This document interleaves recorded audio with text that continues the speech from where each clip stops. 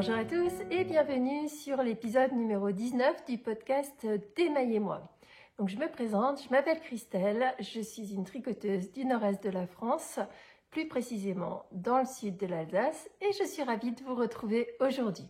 Alors avant tout, je vais m'excuser puisque vous allez peut-être entendre que ma voix n'est pas forcément au top.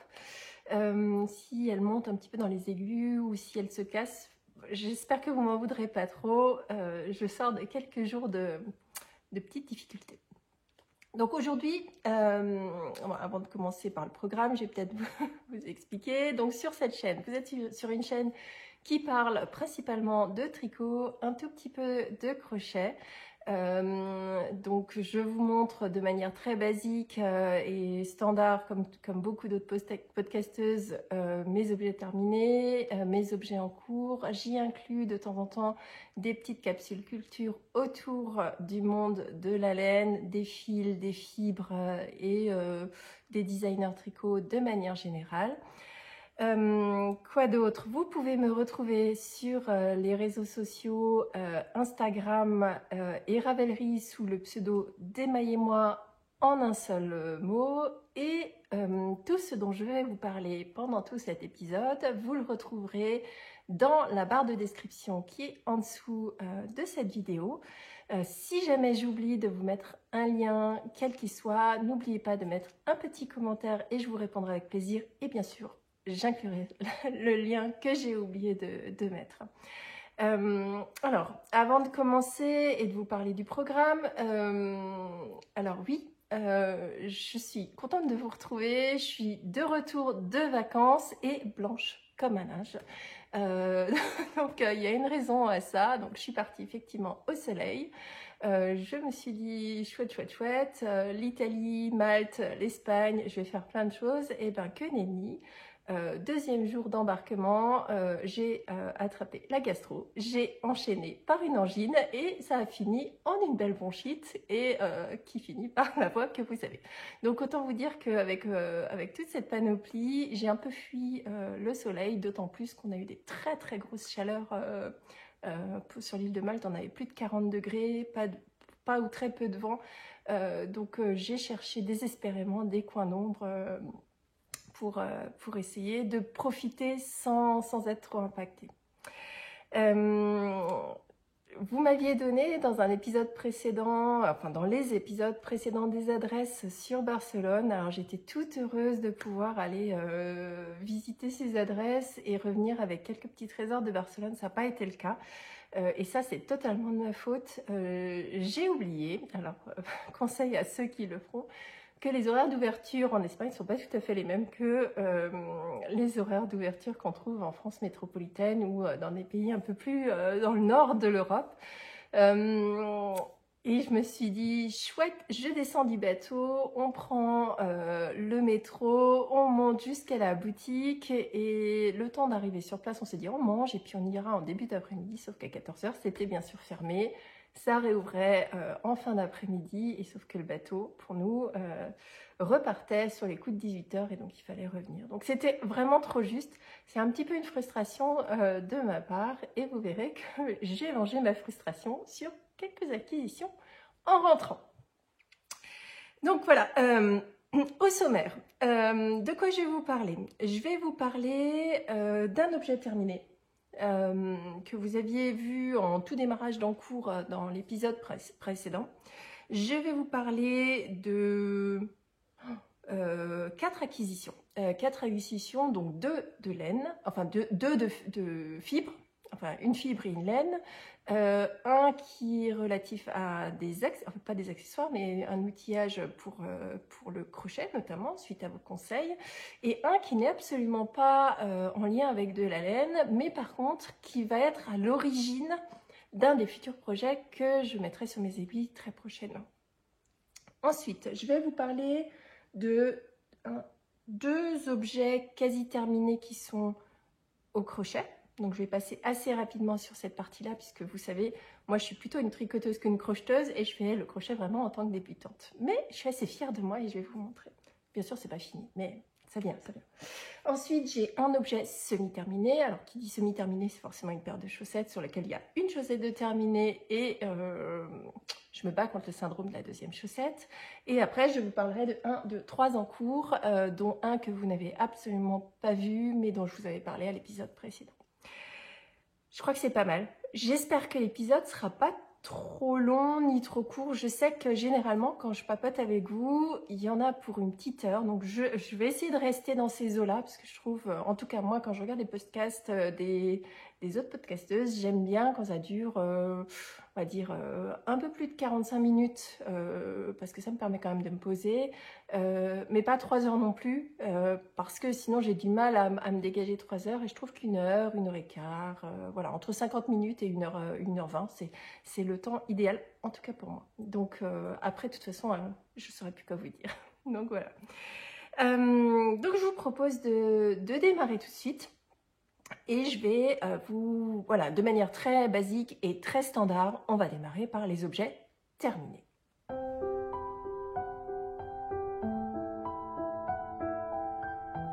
Alors, mon objet terminé de la semaine, c'est un débardeur, enfin un top que j'ai réalisé selon le modèle de Lucienne Tricotte, que je vous avais montré déjà en tout démarrage la dernière fois. Donc c'est un modèle que je réalise dans une laine de chez Katia qui s'appelle Sonagero ou Sonarero, en fonction de comment vous prononcez, Sonarero Baby Love, qui est un coton mélangé, donc il y a 60% de coton et 40% d'acrylique. C'est une fibre qui est assez ronde, qui est sur une base, en tout cas moi j'ai choisi le coloris 207, qui est une base ivoire sur lequel vous avez des touches de rose bonbon, petites touches alors là je ne sais pas si vous verrez les deux teintes, mais vous avez du taupe et une couleur un peu plus marron glacé. Je crois que la semaine dernière ou la dernière fois je vous avais parlé de noisettes, de noix de pécan et tout ça, enfin bon, clairement voilà, des petits éclats de petites touches de brun. Donc j'avais acheté 6 pelotes qui étaient normalement destinées à un autre projet.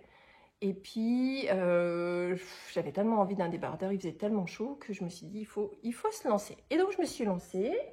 Et donc c'est un top qui a été tricoté essentiellement sur le bateau, puisque c'est finalement dans ma grande réflexion de quel est le projet que j'emmène en vacances, ça a été ce top-là que j'ai emmené en vacances parce qu'il était zéro cerveau, il était facile à prendre le matin, j'avais pas besoin d'avoir du réseau parce que quand vous êtes à bord d'un gros paquebot, et vous n'avez pas de réseau quand vous êtes en pleine mer. Et quand vous n'êtes pas en pleine mer et que vous êtes au port, généralement vous êtes descendu pour aller visiter les alentours. Donc finalement, pas beaucoup d'accès à Internet. D'ailleurs, je m'en excuse, je ne suis pas beaucoup venue vous voir que ce soit sur Instagram ou j'ai pas mal de vidéos de mes tricopines podcasteuses à rattraper. Je suis en cours, j'arrive. Donc voilà. Donc voilà mon top. Alors je ne vous le montre pas sur moi, je vous le montrerai la prochaine fois sur moi, tout simplement parce qu'il est humide. Donc il est en train de sécher, enfin il est quasiment sec, mais donc voilà ce que ça donne. Donc c'est un débardeur, alors je vais déjà vous le montrer de très près. Donc c'est un débardeur qui se tricote donc dans cette fibre Sonagero qui est une base DK. Donc elle fait, alors un peu plus fine que de la DK, elle fait 145 mètres, si mes souvenirs sont bons, 145 mètres pour 50 grammes, donc 290 mètres pour 100 grammes. Par contre, c'est une fibre qui est assez ronde et ça c'est à cause de l'acrylique. Donc vous verrez, je vous montrerai après avec la fibre suivante la différence alors que le métrage est totalement identique. Donc voilà, donc on retrouve effectivement la base avec la base neutre avec toutes ces petites touches de couleur par-ci par-là. C'est un top qui se tricote en rond et qui se tricote du bas vers le haut, donc bottom up, bottom étant le bas. Alors c'est pas ma façon de tricoter préférée, de loin pas, mais finalement pour un débardeur, finalement, vous ne pouvez pas commencer par faire les bretelles. Vous êtes quand même finalement obligé de commencer par le bas. Donc voilà, donc elle vous fait commencer. Donc c'est un patron qui est en français, qui est bien sûr aussi dans d'autres langues, mais qui est en français, qui est extrêmement simple et accessible aux débutants. Vous verrez que la seule, pas difficulté, mais si difficulté qui va mettre vos nerfs à rude épreuve, c'est les bretelles, mais dont je vous parlerai tout à l'heure. Donc Lucienne Tricotte vous fait démarrer par le bas avec, donc vous montez vos mailles sur vos aiguilles circulaires, donc ça se tricote en rond, donc tout se tricote à l'endroit, facile, voilà, c'est vraiment un projet idéal pour les débutants. Elle vous fait faire un certain nombre de côtes 1-1, si mes souvenirs sont bons. Par contre, je me souviens plus si c'était torse ou pas. D'après ce que je vois, ça doit être des côtes torse, mais je vérifierai. Ensuite, avant de basculer sur le jersey, elle vous fait faire un petit rang envers, et puis vous partez, et là vous tricotez un certain nombre de centimètres jusqu'à l'emmanchure. Donc là, c'est vous tricotez un tube. Donc vraiment, quand je vous dis que c'est très simple et que c'est accessible aux débutants, je crois que là on y est vraiment. Arrivé ici, elle vous fait séparer en 4 morceaux, parce que finalement, si je vous le montre dans ce sens-là, ou si je vous le montre dans le sens-là, ou d'ailleurs si je vous le mets dans ce sens-là aussi, c'est un top qui n'a ni d'endroit, ni d'envers, ni de côté d'ailleurs. Vous avez exactement le même nombre de mailles sur chacune des 4 parties. Elles se tricotent toutes les 4 de la même façon. Et le bonheur du bonheur, c'est que quand vous tricotez, vous avez la partie high cord qui se fait, qu'elle vous fait faire automatiquement. Donc finalement, quand vous arrivez à la fin de votre top, hop, vous pouvez l'enfiler. Bien sûr, vous pouvez laver, bloquer et l'enfiler, mais vous n'avez aucune autre finition à réaliser si ce n'est de rentrer vos fils. Donc ces parties-là vont très vite, puisqu'au final, vous vous retrouvez avec seulement un quart des mailles. Et puis vous faites des diminutions, donc là en l'occurrence, je ne sais pas s'il y a peut-être une demi-heure de boulot sur ce petit triangle-là, et donc vous voyez, vous en avez 4, donc 2 heures de boulot pour faire les parties avant. Et par contre, pour chacune des parties, vous avez 2 bretelles qui font chacune 60, en tout cas pour ma taille, donc moi j'ai fait la taille 5 du patron. Pour ma taille, c'était 65 cm de bretelles en high cord, x2, x4. x2, x4, donc au total 8 bretelles de 65 cm. Ça fait 5,20 m d'high cord. J'ai cru que j'arriverais jamais au bout. Mais ça valait le coup. Donc finalement, j'ai laissé mes aiguilles sur le côté. J'ai pris des aiguilles double pointe, puisque finalement, pour les high cord, je trouve que c'est ce qui est le plus pratique. Plutôt que de remettre vos mailles sur l'aiguille de gauche, tout simplement, vous faites glisser vos 3 mailles de l'autre côté et vous continuez. Qu'est-ce que je peux vous dire d'autre sur ce top? Au total, j'ai utilisé 500, si mes souvenirs sont bons, 550 mètres de fil. Donc c'est rentré dans 3 pelotes et demie. Oui, c'est ça. 3, oui, 3 pelotes et demie de Katia Sonarero. Donc ça ne consomme pas énormément de fil. Forcément, il n'y a pas de manche, il n'y a que des bretelles. Mais je me suis dit qu'avec l'high cord, ça allait quand même en utiliser pas mal, ce qui a finalement pas été le cas. J'ai fait une longueur de 35 cm sous l'emmanchure, ce qui est la longueur habituelle de mes t-shirts. Ça fait que le top arrive juste en dessous de la ceinture, donc en ce qui me concerne, me convient parfaitement pour un débardeur. Pour les pulls, j'ai tendance à les faire un tout petit peu plus longs, pour les cardigans aussi, les gilets. Mais là, 35 cm, c'est ce que Lucienne Tricotte nous demandait pour le patron, et c'est ce que j'ai fait. Donc voilà. Donc je laisse finir de sécher. D'ailleurs, vous voyez, il y a déjà il faut que je le remette à plat assez rapidement. L'avantage d'une fibre qui est en coton mélangé, donc souvent vous avez des cotons purs. Alors le coton c'est génial, c'est bien, pour l'été c'est vraiment agréable à porter. Par contre ça a un inconvénient, c'est que vous avez une tenue qui est relativement approximative, donc votre ouvrage aura tendance à se déformer si c'est vraiment juste du coton. Alors, bien souvent, dans les fibres, vous avez un apport d'une autre fibre. Donc, ça peut être de la laine, ça peut être de la soie, ça peut être... bon, ici, c'était de l'acrylique. Mais même si ce n'est qu'un petit pourcentage. Et la raison pour ça, c'est pour apporter une autre propriété au coton. Donc, ici, sur celle-ci, on a de l'acrylique qui est connu pour ses propriétés où, justement, qu'on dit fixateur. Donc, on va avoir une fibre qui va beaucoup moins bouger.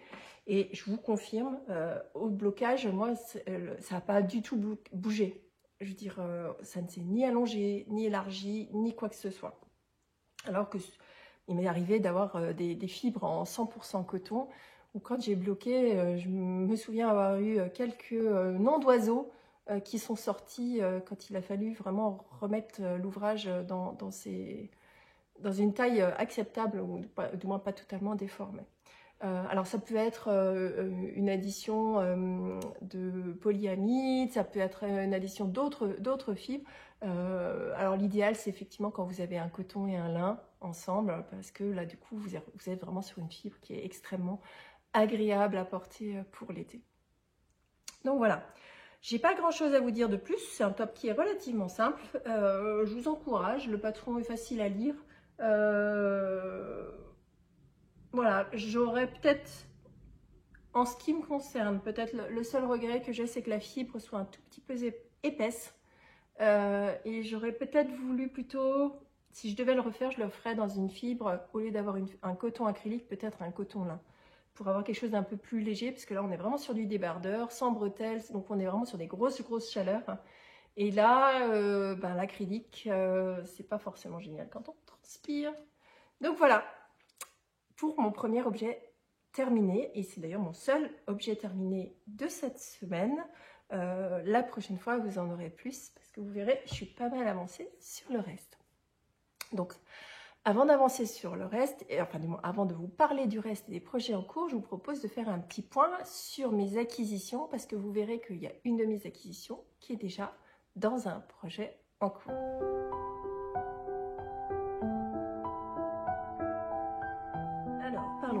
Parlons acquisition. Alors, je ne sais pas dans quelle sorte je vous le fais. Est-ce que je vous commence par les fibres ou est-ce que je vous commence par les accessoires?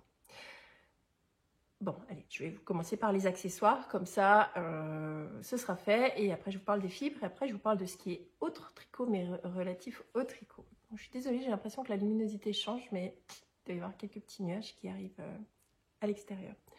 Donc, mon premier achat, déjà, je voudrais vous dire merci parce que c'est un achat que j'ai réalisé sur vos conseils et ça m'a changé la vie. Donc, la dernière fois, je vous disais que donc, je me suis mise au crochet. J'avais un crochet somme toute assez basique qui était très bien pour débuter mais qui me faisait vraiment très mal au poignet. Et je vous avais demandé si vous aviez des marques de crochet à me conseiller. Et donc, il y a eu plusieurs marques conseillées, notamment des Clover et en l'occurrence des Tulipe de chez Etimo. Et donc je me suis fait une petite recherche en me disant je vais les acheter. Effectivement, ils sont plus chers, bien plus chers que ce à quoi je m'attendais. J'ai voulu acheter 2 ou 3 crochets en me disant bon je vais regarder les projets que je veux faire. J'avais 2 ou 3 crochets à acheter et je me suis retrouvée tout de suite avec 14-15 € chaque crochet. Donc je me suis dit plutôt que de mettre maintenant 45 € dans 3 crochets individuels, est-ce que je m'achète un petit set? Voilà. Donc j'avais trouvé un petit set de couleur rose, très girly, très tout, mais alors là pour le coup on était rendu à 100 €. Donc finalement j'ai jeté mon dévolu sur un set de chez Tulipe Etimo, dont je vous mettrai le lien dans la barre de description, que j'ai payé 65 € livré chez moi. Donc qui est une trousse avec une fermeture magnétique. et dans laquelle on va retrouver 1, 2, 3, 4, 5, 6, 7, 8 crochets qui vont donc de la taille 2 à la taille 10, donc la taille 2 représentant le 2 mm et la taille 10 étant du 6 mm. Donc la différence, eh ben, vous avez vu, ils sont pas roses, ils sont taupe, je dirais, ouais, taupe. Dans le set, on va y retrouver un petit ciseau de broderie. Voilà, c'est des petits ciseaux tout fins qui coupent très bien. Vous avez aussi une petite règle ainsi que, alors je ne vais pas vous les sortir, mais vous avez 2 aiguilles à laine pour finir vos ouvrages. Ainsi que, voilà, ils sont dans une petite truc. Donc j'ai payé ça 65 €. Donc finalement, c'est comme si j'avais acheté 4 crochets. Je me retrouve avec le double en termes de quantité, avec une petite trousse. Alors vous ne le voyez pas à l'écran, mais elle est toute pailletée. Donc voilà, donc je me suis dit, je m'équipe. Comme à chaque fois, je m'équipe. Alors ça fait une grosse dépense, mais je me dis que j'en aurai pas d'autres à racheter parce que je ne vais pas faire du gros crochet, je ne pense pas. Et donc ce set là devrait me servir pour à peu près tous les projets. Donc voilà pour l'acquisition hors laine ou hors fil. Ma deuxième acquisition, alors là c'est l'acquisition, dans l'introduction je vous disais de rage, enfin pas de rage mais de frustration. Il a fallu que je m'achète quelque chose en rentrant en termes d'écheveau. Donc j'ai jeté mon dévolu, alors je cherchais, et c'est ce que je voulais acheter chez Felici.punto.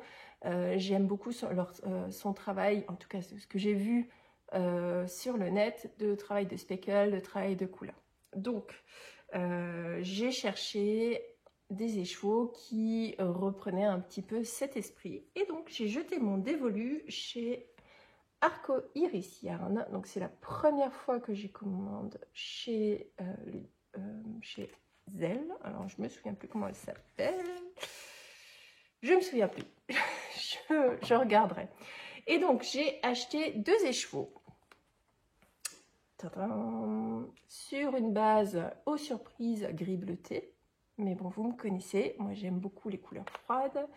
Et qui est agrémenté de petits speckles marron, rouge, framboise et plein d'autres surprises, je suis sûre. Là, vous avez un petit peu de caramel aussi. Donc, cet écheveau s'appelle Tumulus, Monsieur Tumulus, il fait partie de sa base Dr. Wool, qui est sa base 100% Merino Superwash. Donc j'ai acheté 2 écheveaux. Je n'ai pas encore de destination définitive à ces 2 écheveaux, mais j'ai déjà quelques idées. Il est possible, mais il est aussi possible que je change d'avis, que ce soit les 2 premiers écheveaux d'un futur Dingley que j'aime beaucoup, d'Isabelle Kremer. J'aime beaucoup les rayures, mais il est aussi possible que je change d'avis. Donc voilà, donc j'aime beaucoup toutes ces variations de couleurs que vous voyez. Sur le site, quand j'ai commandé à l'écran, il me paraissait plus bleu et plus clair. Quand j'ai ouvert, c'était un petit peu la surprise de me dire, ah, c'est pas ce que j'ai vu. Donc effectivement, souvent vous avez une différence entre ce qu'on voit à l'écran et ce qu'on a dans la réalité. D'ailleurs, je m'en rends bien compte, moi, quand je vous les montre à l'écran, ils sont un peu différents aussi de ce que moi je vois en réalité. Donc, mais bon, pas tant que ça. Vous retrouvez quand même les couleurs. Donc voilà mon acquisition laineuse. Ensuite, autre acquisition. Alors cette autre acquisition, je l'avais faite avant de partir en vacances. Et je vous avais dit, soit j'emmène le Topnode en vacances et ce sera mon projet, soit ce fil que j'avais acheté arrivait à temps et puis c'était mon custom des vacances et ça aurait été mon projet des vacances. Et ben malheureusement, il est arrivé le jour où je suis partie. C'est-à-dire que je suis partie et 2 heures après, j'avais un message qui me disait « Votre colis est livré ». Et là, frustration ultime. Mais bon, c'est pas très grave. Donc, cette deuxième acquisition, ce sont des pelotes de Kremke, qui est leur coton en Reborn Denim Uni, que j'ai acheté pour faire un Bowman, dont je vais vous parler tout à l'heure, que j'ai acheté chez Céline de Lily sur un fil. Donc je vous mets son petit mot qu'elle m'a écrit à l'intérieur. Donc malheureusement c'est arrivé effectivement le jour de mon départ. Alors il y est pour rien, hein, c'est la poste qui me livre. Alors j'habite dans un petit village paumé, donc ça met toujours un petit peu de temps à arriver jusque chez moi. Donc c'est une fibre qui est 95% coton de Nîmes recyclé et 5% des autres fibres, et je vous en parlerai un tout petit peu plus tout à l'heure. Voilà, c'est une couleur que j'ai choisie en tant que naturelle et sur lequel vous avez tout un tas de petits éclats d'autres fibres qui lui donnent un aspect complètement particulier. Donc mais je vous en parlerai tout à l'heure puisque je vous montrerai le Top Bowman, en tout cas les débuts. Ma dernière acquisition, et après c'est promis, je ne vous parle plus de tout ce que j'ai acheté, mais c'est lié. Alors, ma dernière acquisition, c'est une acquisition que j'ai fait en vacances. Donc, pour partir, nous sommes partis du port de Marseille. Qui dit Marseille dit savon de Marseille, et donc il fallait bien que j'aille voir, sentir, toucher tous ces savons. Alors, il faut savoir que ma famille, en ce qui me concerne, nous et ma famille de manière générale, on fait attention à notre empreinte écologique de manière générale, et il y a déjà quelques années, arrêté de consommer du gel douche et on ne se lave qu'au savon. Alors donc forcément, pour moi, ça faisait sens d'aller jeter un coup d'œil au savon de Marseille. Habituellement, on utilise des savons au lait d'ânesse qu'on achète localement. Mais là, l'occasion était trop belle, donc on s'est rendu dans une savonnerie de savon de Marseille. On a bien fait attention à ce que les additifs et les colorants soient naturels. Donc en l'occurrence, tout ce qui est senteur sont faits à base d'huile essentielle.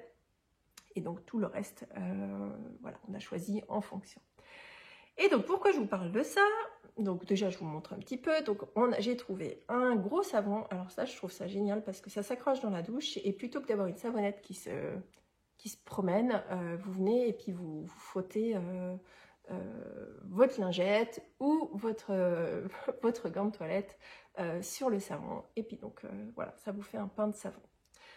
Donc dans les savons de Marseille, vous avez deux types. Vous avez ceux qui sont à base d'huile d'olive et qui sont prévus pour la peau, et vous avez ceux qui sont à base d'huile végétale, mais pas olive, qui sont plutôt des savons qui vont être à destination du nettoyage, lessive et tout ça. Donc celui-ci est, bon, alors ça se voit un petit peu avec la couleur, mais celui-ci est à base d'huile d'olive.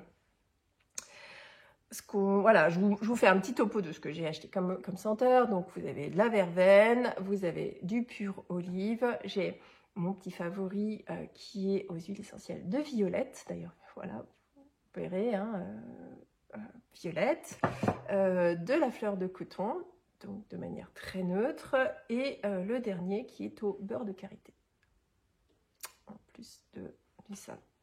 Donc, alors pourquoi je vous parle de ça? Tout simplement parce que, pas pour vous montrer ce que j'ai ramené en souvenir, parce que vous en fichez complètement, et ça fait un peu 36-15 ma life, mais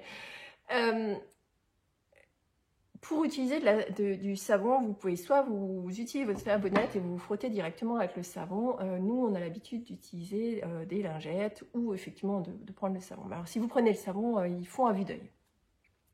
Et donc, je me suis mis en tête de tricoter des lingettes qui feront office de gants de toilette pour se laver avec tous ces savons. Et donc, j'ai trouvé, alors si vous me suivez depuis le début, j'avais déjà réalisé un jeu de lingettes qui s'appelait les lingettes Horcrux, alors je m'excuse, je ne vous ai pas montré le projet entièrement fini. C'est d'ailleurs l'une de vous qui me l'a fait remarquer.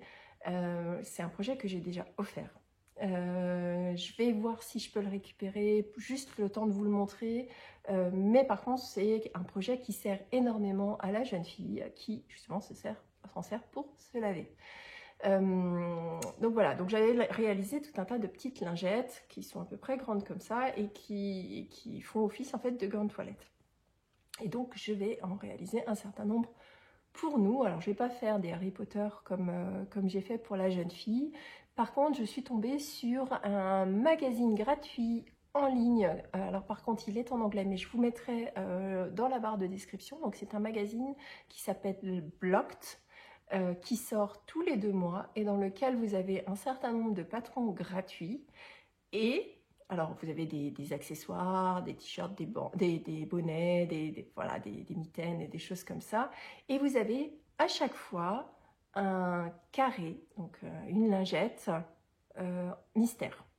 Donc vous avez le patron, mais vous ne savez pas ce que vous tricotez. Et donc c'est ce que je vais réaliser pour ma famille, parce que j'aime beaucoup quand il y a des mystères, quand il y a de la surprise. Donc ça crée pour moi quelque chose de différent. Donc vous verrez d'ailleurs, je vous montrerai tout à l'heure, j'ai fait un cal mystère, j'aime beaucoup, ça m'émoustille. Voilà, et donc je vous montrerai dans les prochains épisodes les carrés ou les lingettes réalisées à partir de ces magazines.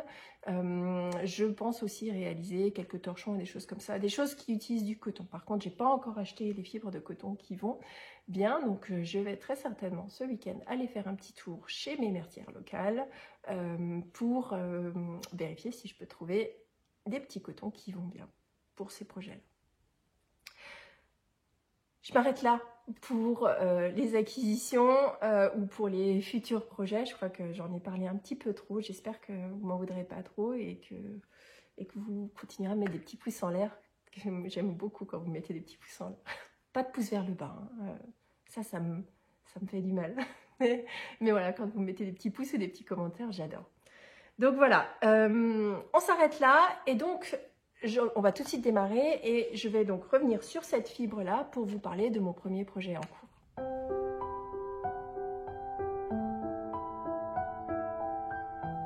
Donc, mon premier en cours de cet épisode, c'est un top que donc je vais tricoter ou que j'ai commencé à tricoter dans cette fibre de chez Kremke qui s'appelle la Reborn Denim Uni en l'occurrence, puisqu'elle existe également en chiné, qui est une fibre qui est réalisée en coton, en 95% de coton recyclé, donc des cotons qui proviennent de l'industrie du jeans, donc d'où son nom, hein, denim, et 5% d'autres fibres.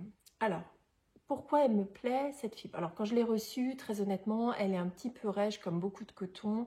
Au final, quand je la tricote, je la trouve bien agréable et en termes de ressenti sur la peau, on n'est pas très loin de ma bourrette de soie que j'ai fait pour mon cumulisti quelques épisodes auparavant.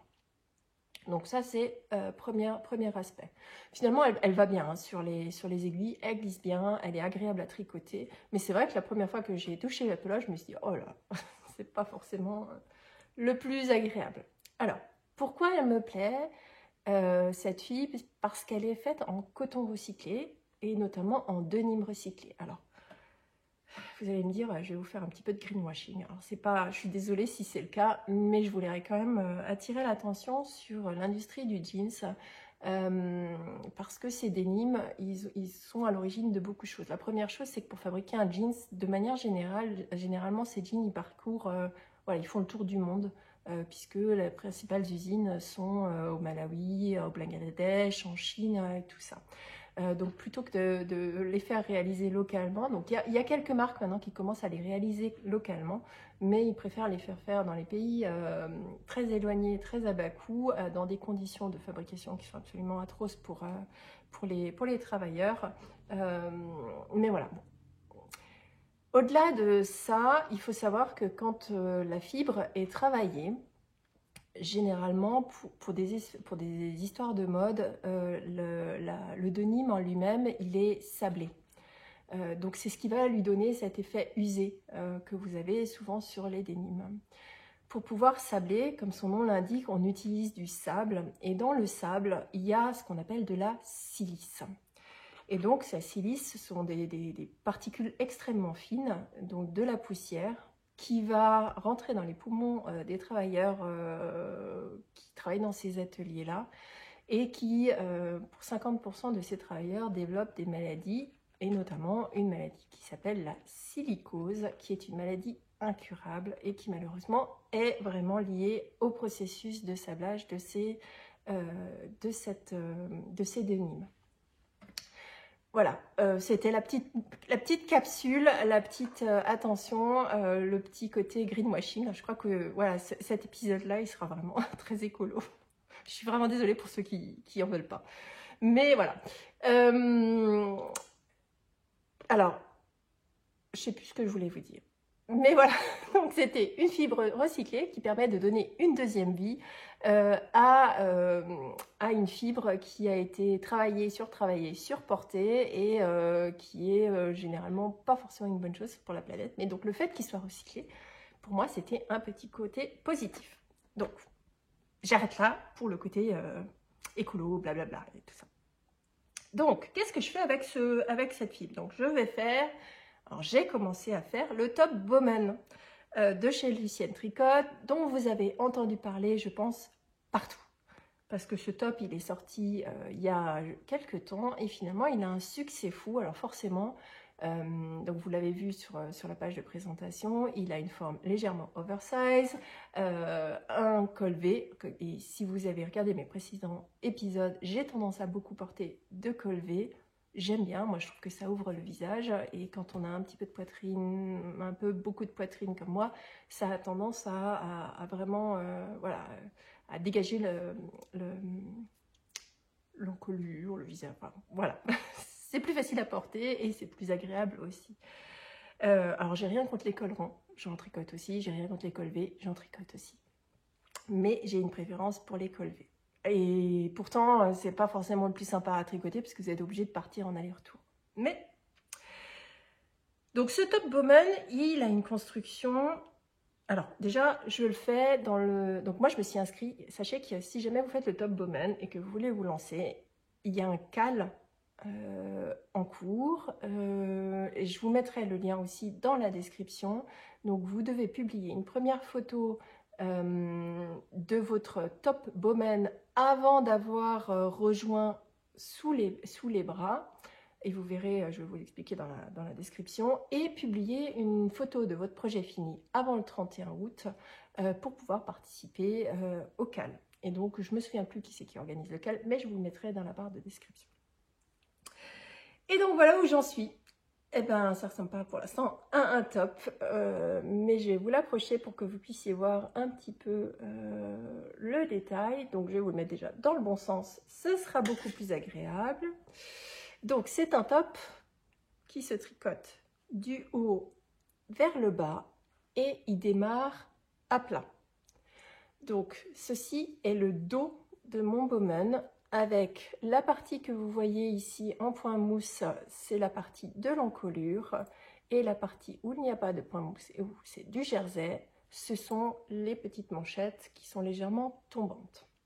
Donc, vous démarrez d'ici, vous faites quelques rangs ici de rangs raccourcis pour créer l'encolure et puis après vous tricotez un grand rectangle qui est fini sur chaque côté par un joli high cord qu'elle vous fait tricoter au fur et à mesure. Donc si je vous le mets dans l'autre sens, vous verrez hein, que l'high cord est déjà réalisé.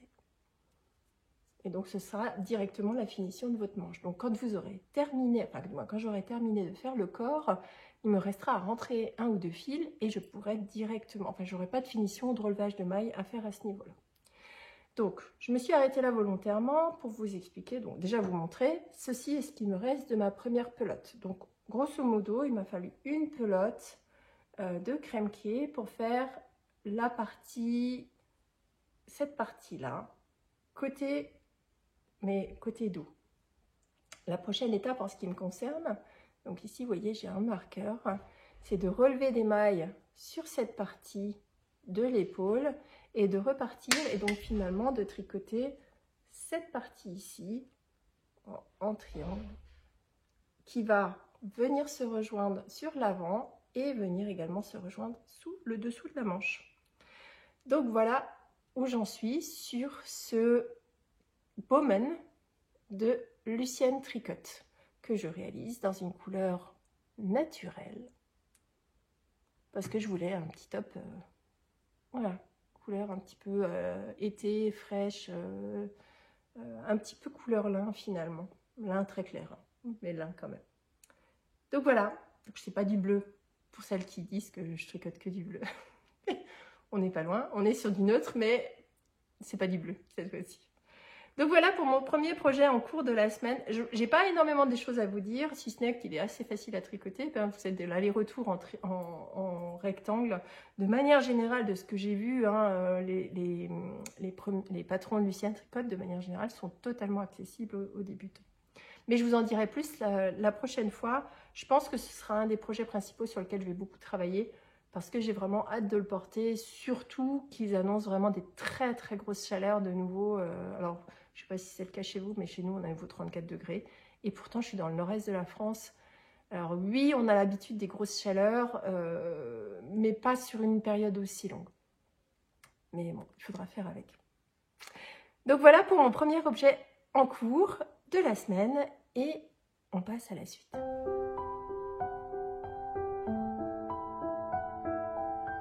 Alors, mon deuxième en cours de la semaine, c'est une chaussette de l'avant que je tricote dans des bases de chez Fonty, donc couleur gris babar et rouge dans leur base bébé mérino, qui est une laine fingering, un petit peu plus épaisse qu'une fingering classique, du moins un peu plus soufflée qu'une fingering classique.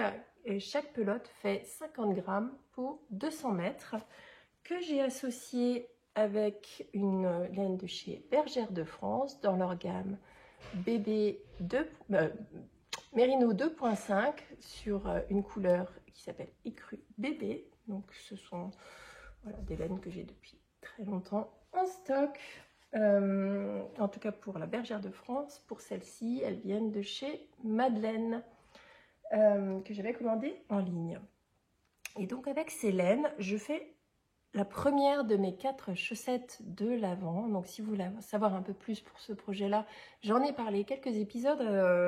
Il y a 2 épisodes ou 3 épisodes, je ne sais plus. Et donc je la réalise en jacquard pour la première fois de ma vie, puisque maintenant que je sais, que je me souviens des mots que j'avais oubliés la dernière fois, j'ai déjà fait de l'intarsia, j'ai déjà fait de la mosaïque, mais je n'avais jamais fait de jacquard tout simple. Donc c'est chose faite. Donc lors du premier épisode, je vous avais montré donc ces fameuses côtes à 2 couleurs qui sont très rigolotes à réaliser. J'avais réalisé ce premier diagramme qui représente des petites montagnes. Vous avez ensuite la petite clôture, un ciel étoilé. Je vais vous le mettre dans le bon sens. Vous avez le train de marchandises. À nouveau une petite clôture, et donc c'est là où je vous avais quitté. Donc cette semaine, donc rappelez-vous, c'est un projet de long cours que vous allez voir au fur et à mesure. 4 grosses chaussettes qui font 20 cm de large par 56 cm de haut, donc des grosses chaussettes que je vais pouvoir garnir pendant la période de l'Avent. Donc une chaussette pour chacun des membres de ma famille, et donc je réalise tous les jours 5 rangs pour être sûr pour ne pas avoir de pression, mais pour être sûr d'avoir fini mon projet à temps. Donc je vous avais quitté ici au début du ciel étoilé, et donc le diagramme suivant, il m'a fait réaliser ce qu'ils appellent des petits sapins. Alors je ne sais pas trop si ça ressemble à des sapins ou pas, mais on va considérer que c'est des petits sapins avec des petites étoiles au-dessus. Ensuite vous faites à nouveau ce petit diagramme qu'ils appellent track train, je crois. Donc c'est alors ça peut être des rails en fait. C'est peut-être pas des clôtures, c'est des rails. Bon, alors, ce petit diagramme rouge et blanc, la ligne que vous voyez ici, c'est un fil provisoire qui correspond à l'emplacement où sera réalisé mon talon rapporté. Donc voilà, j'ai juste mis le fil pour l'instant, et donc je réaliserai le talon après coup rapporté. Le talon après coup un peu plus tard. Et donc donc là maintenant, il faut imaginer que cette partie-là, c'est le pied de la chaussette.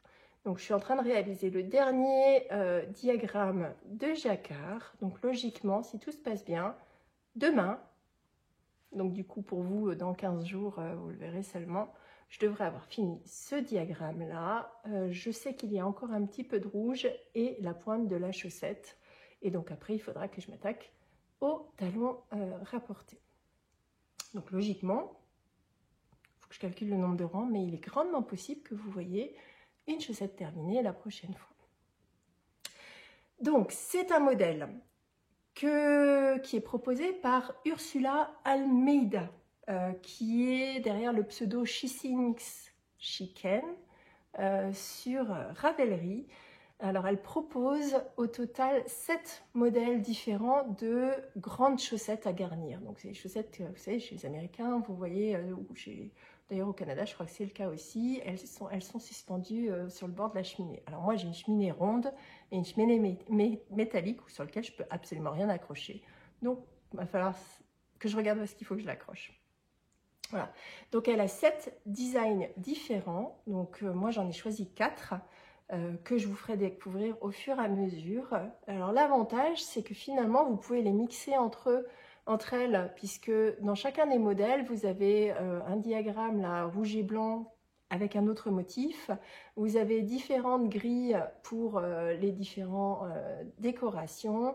Après, moi j'ai décidé de les faire rouge, blanche et grise. À vous de choisir vos couleurs de Noël. Voilà, mais je trouvais que c'était relativement neutre et que ça allait bien avec ma décoration générale qui est, comme vous voyez, hein, beaucoup sur des gris et sur des tons neutres.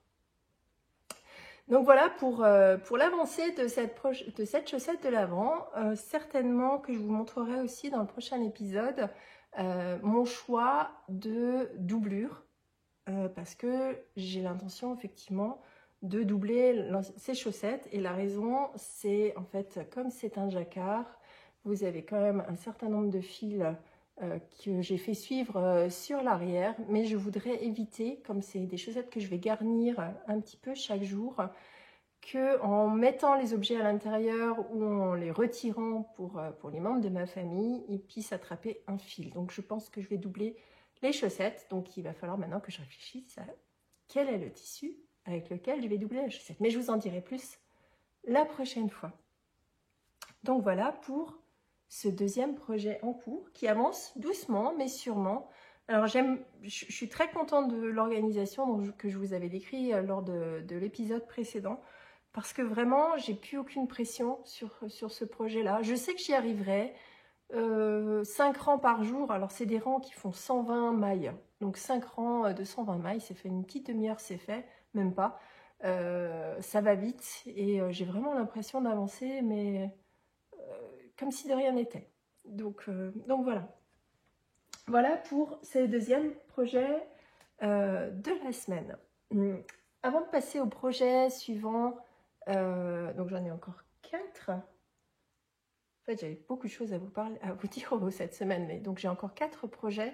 On va vite fait parler des projets de crochet parce que j'en ai 2. Vous allez voir, j'ai 2 qui ne sont pas finis, mais 2 quand même. Et après, on reviendra sur les projets de tricot.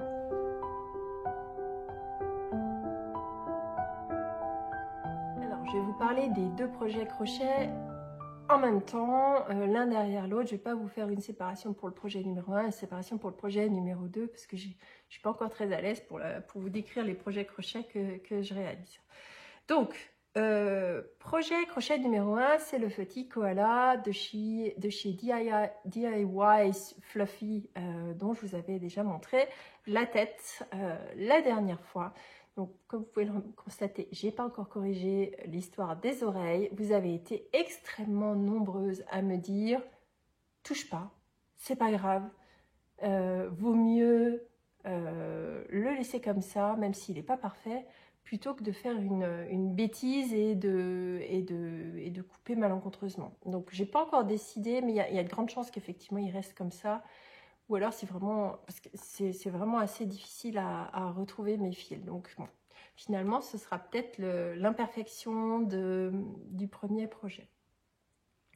Donc c'est un projet que je réalise, alors j'ai pas la couleur exacte en main, mais voilà, je les réalise.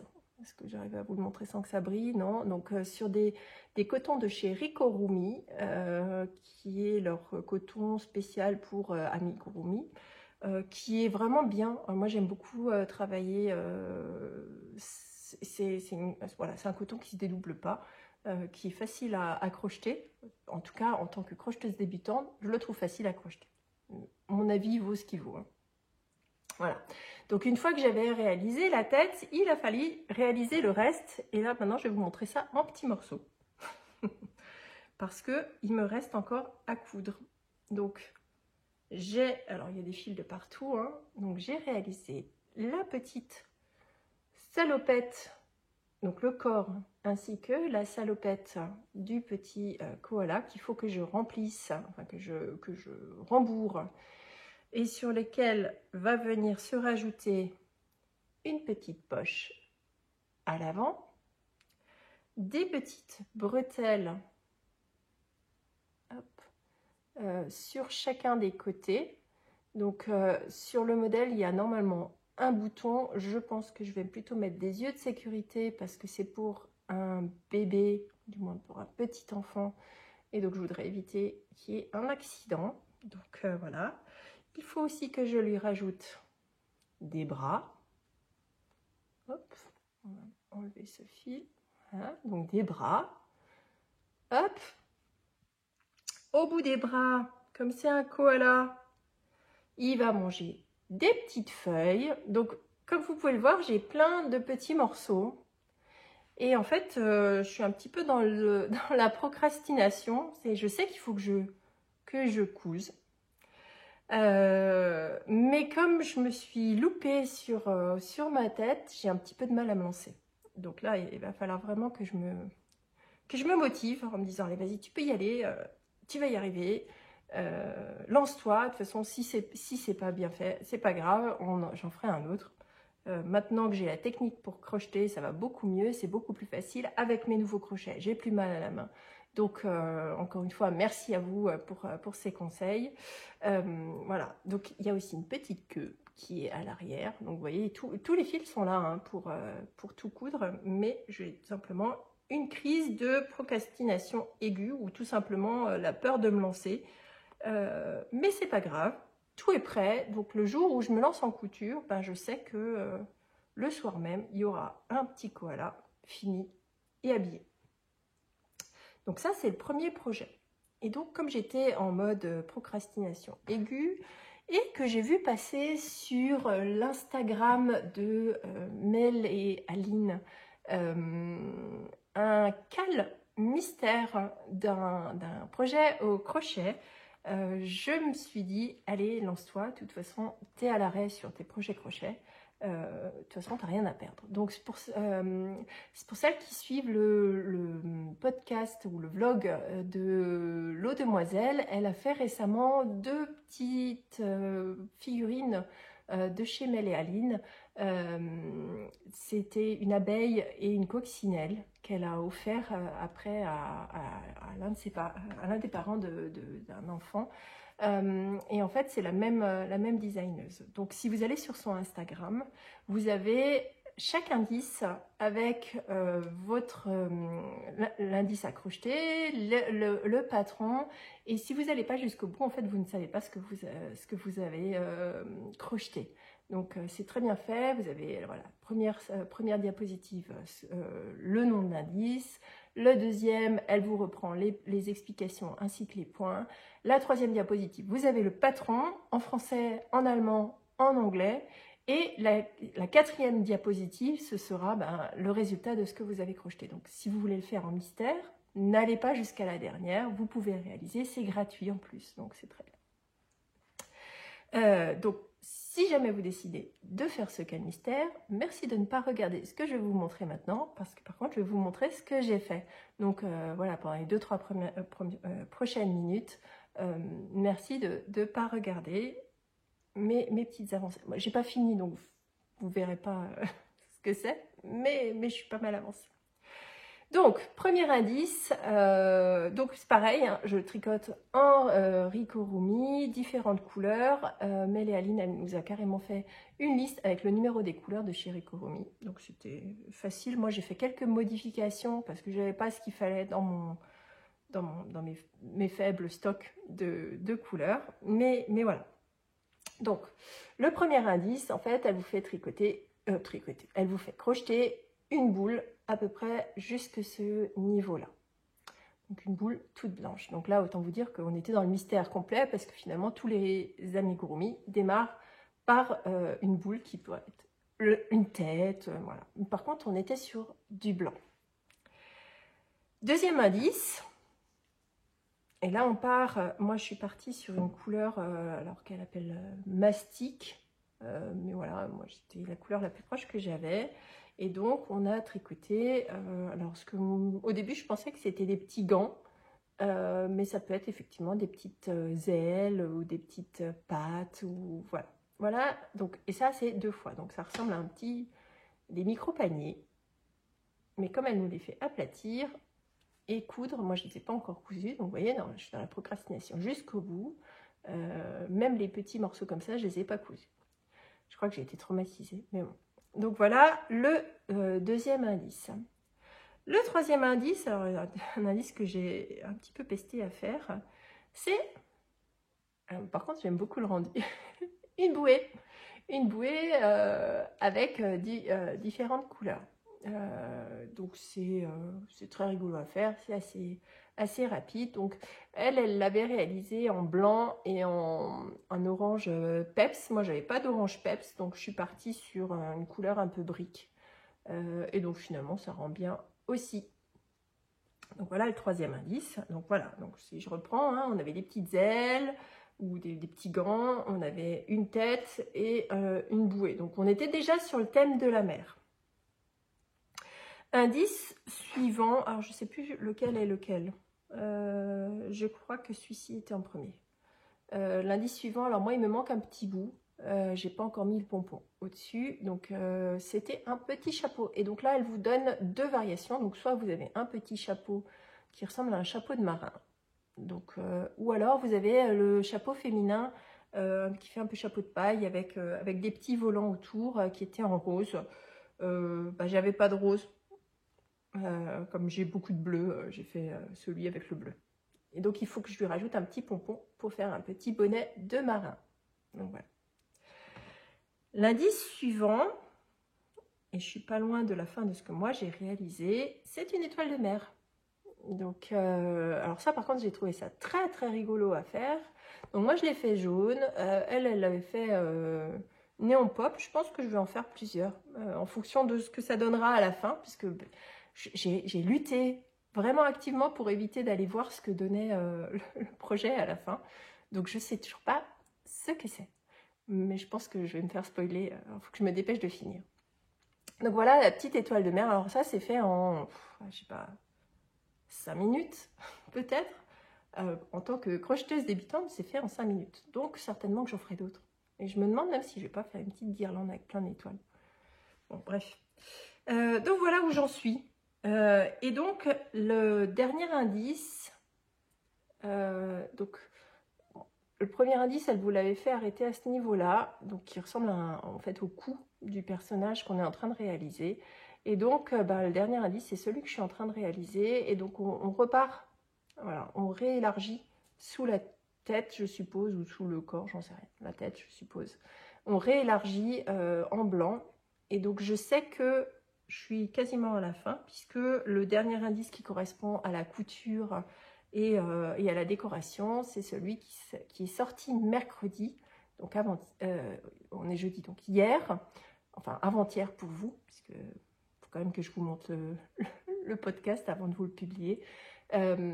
Voilà, ce dernier indice, c'est en fait la version finale avec le visage et l'assemblage de toutes les parties. Donc voilà, il me reste à faire ça et à faire l'assemblage. Donc voilà, encore un projet en petits morceaux, mais que je devrais pouvoir vous montrer terminé la prochaine fois. Sauf si je procrastine encore vraiment beaucoup. Mais je vais me faire violence. promis. Donc voilà, j'ai fini avec le crochet, on peut revenir au tricot.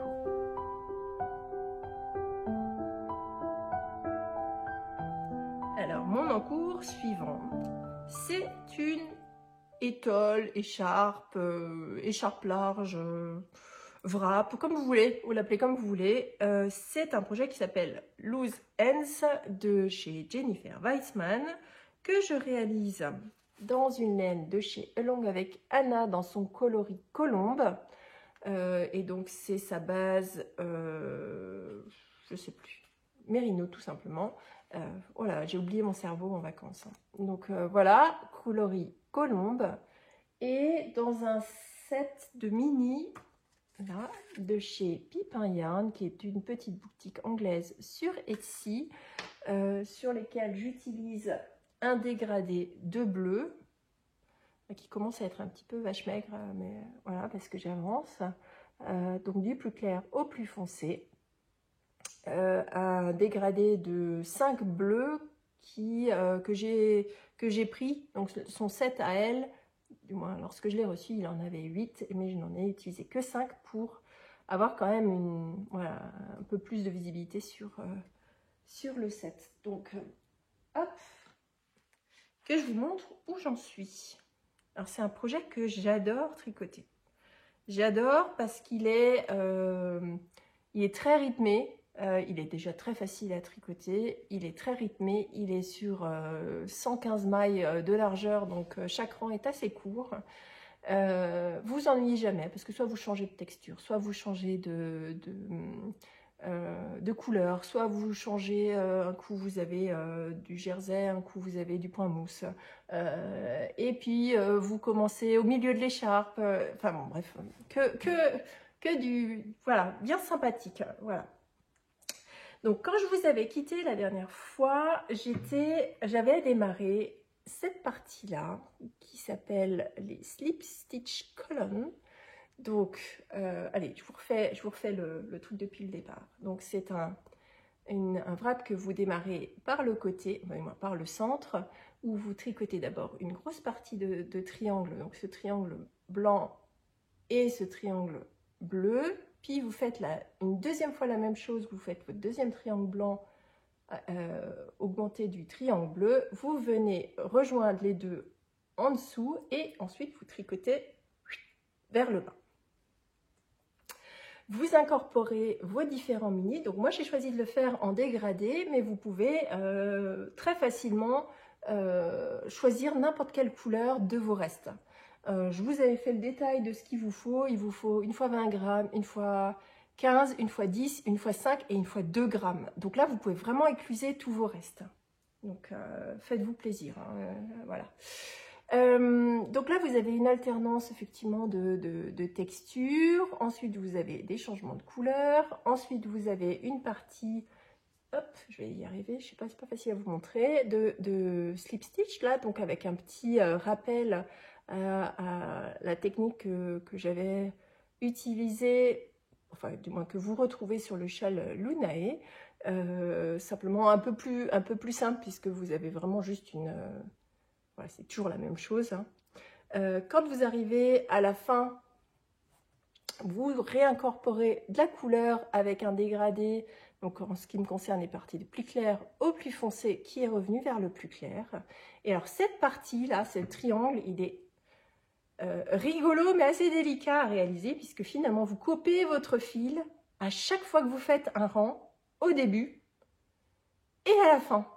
Et donc, vous redémarrez avec un fil, vous faites votre tricot, votre rang, puis vous laissez une dizaine de centimètres, vous coupez, puis vous laissez de nouveau une dizaine de centimètres avant de commencer le rang suivant. Donc, je ne sais pas si vous voyez, mais il y a une partie que j'ai déjà terminée et je suis volontairement pas allée au bout pour vous montrer. Donc, voilà ce que ça donne quand vous le tricotez. Donc, c'est tout en vrac, avec des mailles qui ne tiennent pas forcément facilement toutes seules. Et après, vous venez réaliser des petits nœuds. Et à la fin, on coupera à la longueur voulue. Parce que moi, j'ai tellement eu peur d'avoir pas les 10 cm que j'ai laissé un peu beaucoup plus. Voilà, donc ce qui fait que c'est un petit peu long. Donc, ça sera plutôt de cette longueur-là. Mais je couperai, je pense, vraiment tout à la fin. Donc là, ça c'est assez facile à faire, hein, c'est qu'un nœud. Voilà.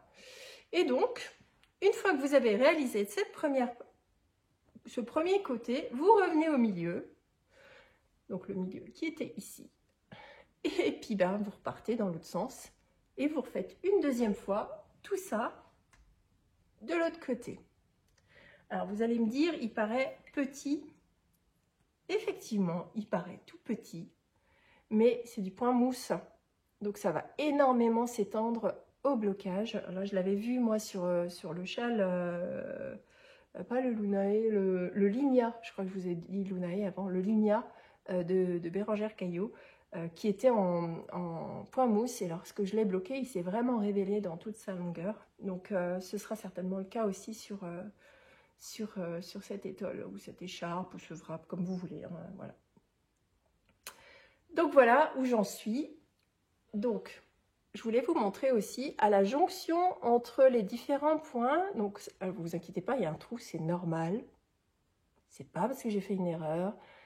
C'est le patron qui est fait comme ça, et donc elle vous mentionne bien qu'il y a un trou et que à la fin, elle va venir vous faire fermer ce trou. Donc, au début, je me suis dit, est-ce qu'il faut que je relève une maille au milieu? Est-ce qu'il faut que je fasse en sorte qu'il n'y ait pas de trou? Parce que moi, une écharpe avec un trou au milieu, non. Hein. Sauf dans la dentelle, mais pas comme ça. Mais bon, donc pas de panique. Donc voilà, moi, je suis repartie dans l'autre sens. C'est un tricot qui est assez rapide, un peu addictif à réaliser. Puis voilà, c'est un petit peu demi-cerveau, parce que vous devez juste suivre... les différents rythmes, mais voilà, à chaque fois vous avez 10-15 rangs à faire de quelque chose avant que, parfois même moins, parfois 6-7 rangs, et puis elle vous fait changer. Donc voilà, c'est assez simple à suivre, pas trop prise de tête, très bien expliqué. Par contre, c'est un patron qui est en anglais. Voilà, Google Traduction sera votre ami. Si jamais, et puis si jamais vous avez des questions, n'hésitez pas, parce que c'est vraiment très très facile. La seule peut-être difficulté, c'est un des points qui est une diminution double centrée ici, qui est en fait, je ne vais pas vous le dire parce que c'est dans le patron, mais c'est très bien expliqué. Voilà, et si jamais vous avez acheté le patron et que vous n'êtes toujours pas sûr, faites-moi un petit message. Alors, soyez indulgents avec moi, je mets beaucoup de temps à répondre parce que je suis complètement noyée. Pour rappel, j'ai démarré un nouveau job la semaine dernière, j'étais en congé les 2 semaines avant, je serai en congé nouveau début août. Je suis noyée et pourtant je prends le temps de venir vous voir donc, et je prends le temps de tricoter, mais ça c'est parce que sinon je ne peux pas vivre. Donc voilà pour mon projet de l'écharpe Loose Ends, qui est vraiment un projet idéal pour passer vos restes de fingering, alors même les tout petits restes, hein, alors là pour le coup, et puis ben, moi sur mes mini j'aurai forcément d'autres restes, donc il va falloir que je réfléchisse à ce que je vais en faire.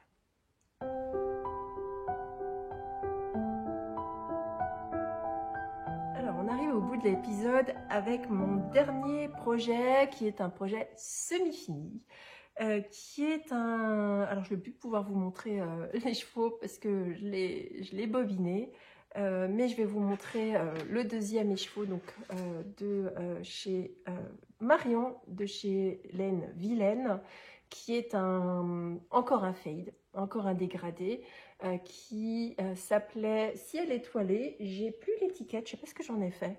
Mais bon, voilà, donc c'est un... Marion m'avait donné la possibilité, enfin, proposait soit un fade sur un écheveau de 100 grammes, soit 2 écheveaux de 50 grammes dans un kit. Donc moi, c'est ce que j'ai pris. J'ai pris 2 écheveaux de 50 grammes avec un dégradé qui va du blanc extrêmement clair jusqu'au bleu très foncé, avec le rajout au fur et à mesure de speckle qui crée le dégradé. Et donc voilà la première chaussette terminée, que je trouve une fois bloquée beaucoup plus jolie que ce que je vous ai montré comme petit bougnon jusqu'à présent. Alors cette chaussette, donc c'est un patron qui s'appelait Woodland Walk, que je vous mettrai dans la barre de description, qui est un patron gratuit en anglais avec une jolie dentelle, qui est un patron qui est totalement facile à réaliser parce que tout simplement les instructions sont vraiment claires, précises, même si elles sont en anglais. Je vous rappelle, pour celles qui n'osent pas se lancer, que je crois que c'est Simulator Knit, donc Céline, Madame Bibiche, avait réalisé 3 ou 4 vidéos de tricoter ses chaussettes en anglais. Donc si jamais, vous pouvez utiliser ces vidéos pour tricoter cette chaussette parce qu'on est vraiment sur le même rythme. Donc vous démarrez par les côtes, vous tricotez, alors là pour le coup je peux vous donner des détails, vous tricotez 15 rangs de mailles torse 1-1 et puis après vous démarrez avec du jersey sur la quasi-totalité du tour et sur 20 mailles ou 25 mailles, je ne sais plus exactement, vous avez une grille, un diagramme à suivre qui va vous faire réaliser cette jolie dentelle en forme de petite feuille que finalement vous arrivez mieux à voir une fois que c'est bloqué, hein. Voilà, et qui va aller jusqu'au bout. Et donc moi j'ai réalisé 2 répétitions de motifs, donc vous pouvez en faire plus. Moi j'aime mes chaussettes pas trop hautes, surtout quand on est sur des couleurs un petit peu printanières. Bon alors du coup ce sera pour l'année prochaine, parce que pour l'instant je porte pas de chaussettes avec les températures actuelles, mais on sait jamais.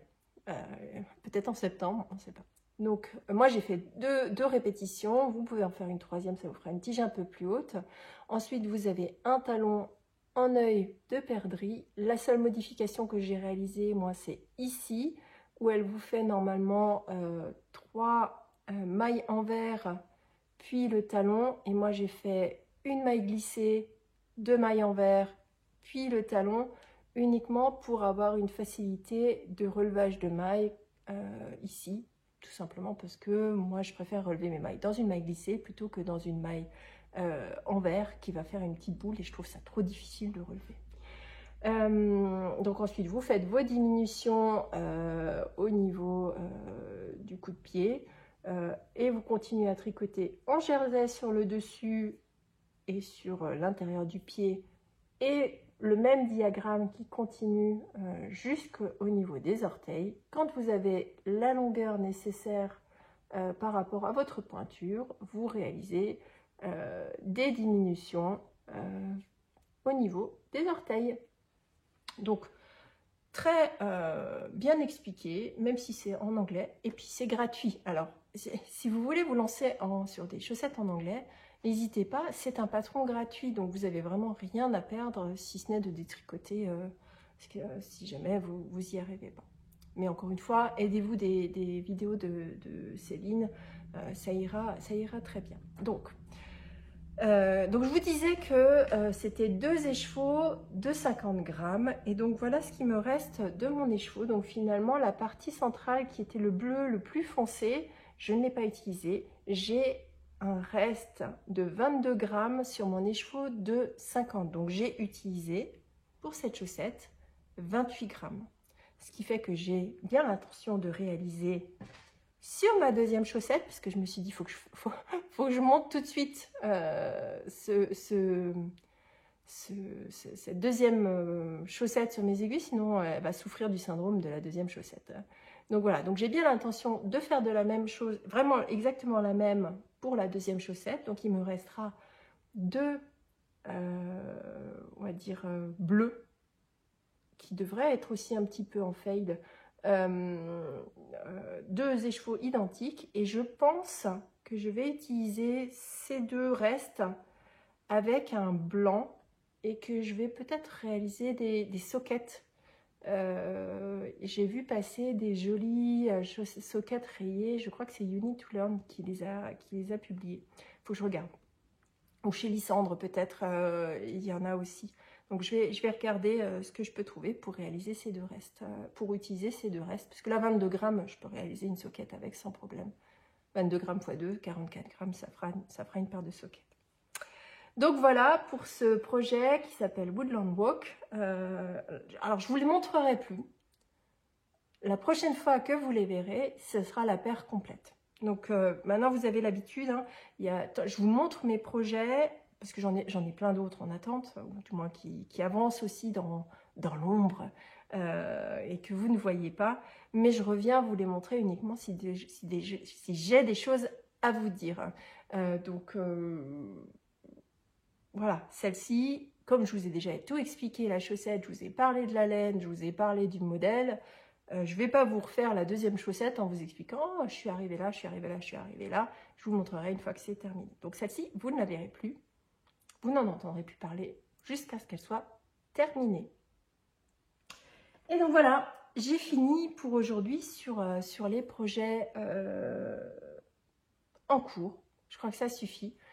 Sachant que j'ai encore à côté, mais c'est un projet qui va doucement parce que j'ai le pull de mon mari que je vais essayer d'avancer pour pouvoir quand même vous le montrer dans les prochains épisodes. Je ne vous promets pas parce que mon mari il est grand et puis un pull homme c'est vraiment beaucoup de mailles et là je suis en fingering donc ça avance doucement. Puis, je suis pas très motivée. Je suis moins motivée quand il s'agit de faire un pull homme, bizarrement, hein, mais j'ai quand même bien. Voilà, la laine est belle. Le modèle est pas mal au final, une fois qu'on a les bonnes aiguilles. Donc, il faudra quand même que je vous montre mon avancée. Ça me motivera peut-être à avancer un petit peu plus vite. Mais bon, il le mettra de toute façon pas au mois de juillet. Il le mettra de toute façon pas au mois d'août. Donc, l'essentiel, c'est qu'il soit terminé début septembre ou début octobre quand il commencera à remettre des pulls. Donc, voilà. Je crois que je vais m'arrêter là pour aujourd'hui. Je crois que j'ai pas mal papoté. Je sais pas combien... J'espère qu'elle sera pas trop longue, cette vidéo. Il me reste à vous souhaiter une très bonne quinzaine créative. Je vous rappelle que le rythme de publication de mes vidéos, c'est un vendredi sur 2 pour avoir suffisamment de contenu à vous proposer et à vous présenter. Celles qui me suivent sur Instagram, de temps en temps, je vous mets des petites photos de ce que je suis en train de réaliser. Donc, en ce qui concerne le koala, par exemple, si vous étiez abonné à mon compte Instagram, vous l'auriez vu passer dans mes stories. Voilà, je fais un petit peu de teasing. J'essaie de faire de la communication, mais voilà, un petit peu de teasing sur ce que je réalise. Mais c'est aussi pour vous partager voilà, ce que je suis en train de faire, comment j'avance, des pensées sur le moment que j'arrive pas forcément à vous retranscrire dans les podcasts parce que voilà, quand vous pensez, vous venez de réaliser quelque chose et vous dites tiens, il faut que je le partage. Quand vous préparez votre podcast et que vous commencez à parler, il y a souvent énormément de choses que vous oubliez. Une fois que vous avez fini à enregistrer votre podcast, vous dites « Ah, j'ai oublié de parler de ça, j'ai oublié de parler de ça, j'ai oublié de parler de ça. » Et vous avez beau prendre des notes, vous passez à côté. Donc, voilà, mes excuses si vous n'avez pas tout. Si vous voulez avoir un peu plus, je vous invite à me rejoindre sur Instagram. Comme toujours, si vous n'êtes pas abonné à ma chaîne, alors généralement je ne le fais pas, mais on m'a dit qu'il fallait que je le fasse, donc n'oubliez pas de vous inscrire. Si vous avez aimé mon contenu, laissez-moi un petit pouce en l'air. Encore une fois, ça aide ma chaîne à se faire connaître. D'ailleurs, merci pour tous les pouces en l'air que vous m'avez mis sur l'épisode précédent. Il y a eu un flot de nouveaux abonnés. D'ailleurs, si vous êtes des nouveaux abonnés, bienvenue. Si vous êtes des abonnés, je vais les appeler récurrents ou de la première heure, je suis toujours ravie de vous retrouver. Mais sachez qu'on approche tout doucement des 2000 abonnés sur cette chaîne. Alors, merci. Merci à vous. Merci de revenir. Merci de me faire confiance. Pour moi, c'est vraiment un plaisir de partager avec vous ce que je fais et de lire vos commentaires, même si, j'avoue, je suis vraiment en retard sur les réponses. Cette période de vacances m'a mis complètement out. Mais promis, je vous réponds à tous. Toutes et tous. Voilà, j'en fais un point d'honneur. Donc voilà, je vous souhaite une belle semaine, une belle quinzaine créative. Attention aux fortes chaleurs, prenez soin de vous. N'oubliez pas de tricoter partout, là où vous avez envie. Finalement, voilà, faisons la part belle au tricot et à ces jolies fibres qui nous sont proposées par nos amis les teinturières, indépendantes ou pas d'ailleurs. Voilà, je vous souhaite, et cette fois-ci j'arrête de vous souhaiter une bonne quinzaine, et je vous dis à bientôt, bisous, bye bye.